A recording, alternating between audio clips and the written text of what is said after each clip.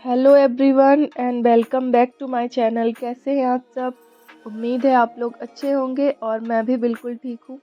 तो नैनीताल से जब हम लौटे छुट्टियां मनाकर तो हमारी थोड़ी तबीयत ख़राब हो गई थी।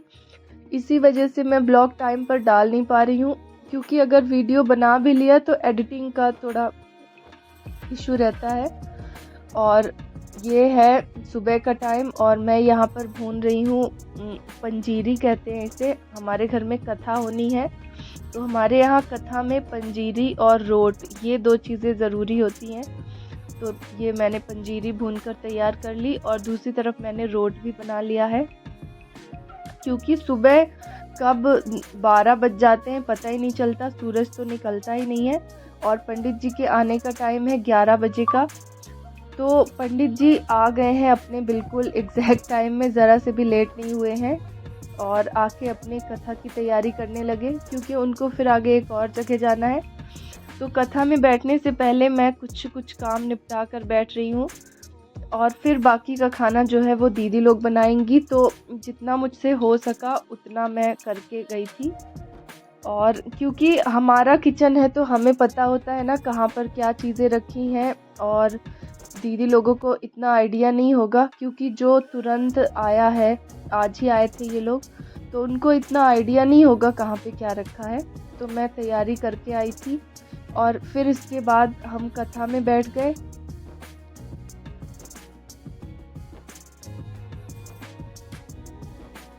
सारी बातें मैंने कर ली पर मेन बात नहीं बताई कि ये ओकेशन है मेरी बिटिया रानी के बर्थडे का। 2 जनवरी को मेरी बिटिया नव्या का बर्थडे होता है, तो ये उसी के उपलक्ष्य में कथा हो रही है।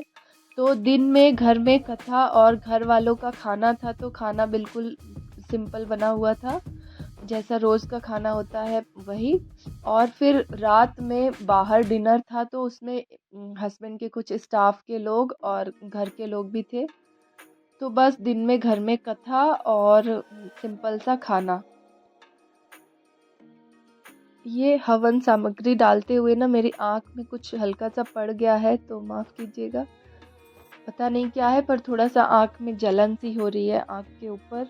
और उसके बाद हमने की आरती।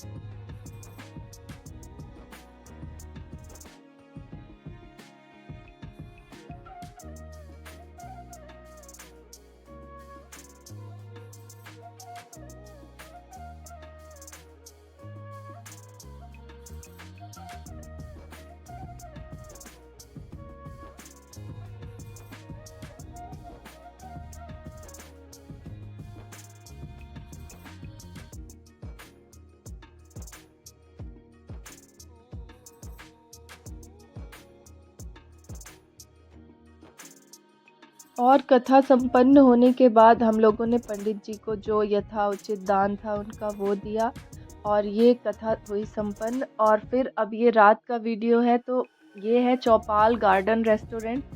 तो इसमें जो ओकेजन जहाँ पे रखा गया था तो उसको गार्डन रेस्टोरेंट का लुक दिया गया था। देखिए कुछ इस तरह का, ऊपर से बंद है और नीचे साइड से खुला खुला लुक दिया गया है। तो यहाँ थोड़ा ठंड भी लग रही थी पर अच्छा बहुत लग रहा था।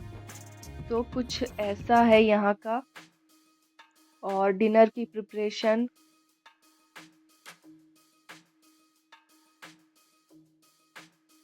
इस पूरे बर्थडे में मेरी खुशी डबल थी, क्योंकि बिटिया के जन्मदिन की तो खुशी थी ही, साथ ही एक और चीज़ की। ये जो हमारे बगल में खड़े हुए हैं बुज़ुर्ग से इंसान कान ढक रखा है जिन्होंने, तो वो है मेरे ससुर जी। और इतनी ठंड में वो रीवा से यहाँ आए, तो ये मेरे लिए बहुत बड़ी बात थी, क्योंकि उनकी एज करीब 70 प्लस होगी, मतलब काफ़ी टाइम हो चुका है उनको रिटायर्ड हुए। तो इतनी ठंड में उनके लिए आना ट्रेन में बहुत मुश्किल था, पर वो आए और शामिल हुए, बिटिया को अपना आशीर्वाद दिया। ये बहुत बड़ी बात है मेरे लिए और डबल खुशी की बात है। और उनके साथ ही आए हुए थे मेरी बड़ी ननद आई थी, उनके हस्बैंड, बेटा उनका।